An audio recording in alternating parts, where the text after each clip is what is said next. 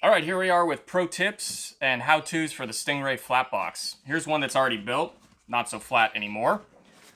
Show you guys when your flat box arrives, it's gonna look just like this. Steps are pretty easy to put it together. Step one, you're gonna need to unzip both sides. Take the top and flip it open. There's gonna be a flap over the front. Unvelcro the small piece in the middle, open that. Very important, the next step is that you put the lid back down and zip it all the way around. This is gonna make the rest of the construction a lot easier. Take the top section, flip it open. You're gonna notice that there's a rigid plastic and a rigid foam, two pieces. These go down in the floor. You're gonna wanna slide those both in. The rigid piece is gonna slide in a bit more. The rigid foam, you're gonna reach underneath and grab the piece of hook and tuck the foam under the corners.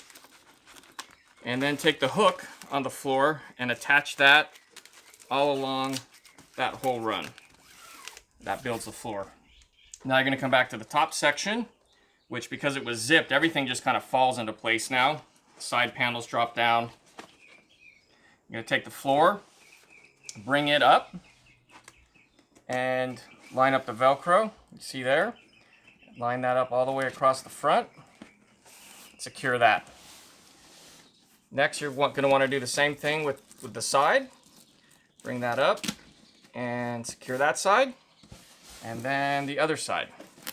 Bring that piece up. Don't worry if these aren't perfect right now. You can come back later and clean them up. Next steps is going to be doing all four corners. You see a flap here. The flap folds down into that slot. Velcro's tightly there. Give you an angle from the side there. Take the flap, tuck it in there. Okay, to this side, take that flap, tuck it in there, and the final corner here. Get that. So pretty much that's built. Next step, you can go ahead and unzip the lid. Now you've got easy access to the inside. You can go back around from the inside if you need to clean these up a little bit, make everything nice and tight. The center divider is going to be stored on the inside of the lid. Just unvelcro like so. It's got wings to install. Now this is a little bit shorter than the inside of the box. You're going to want to take it and put it all the way down to the floor of the box and Velcro it onto the front and the back. And you're going to see it falls a little bit short. And there's a reason. That's because if you put anything in the lid in this pocket here, or you attach anything to the top, it's going to stick out a little bit. And that relief of the wall gives you that space. If you want to put larger items in here, you could just remove that, store it off to one side, store it on the back, or if you got room, you could store it back on the lid there.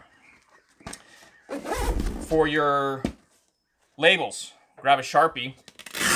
You can adjust these depending on how you store this in your rig. You know, if you need to read it from the side, you can attach these onto the side.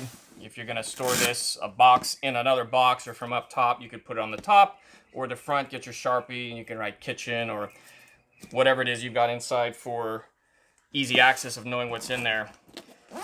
If you're not storing anything inside the box and you're short on space and you want to break it down, basically just do reverse of what I just said. So you basically go to all four corners, pull the flaps out, do that all the way around, and then it's easy as remove these. Don't forget to take the pieces in the floor, slide them back out. That allows you to bring that flap forward and you can get it down.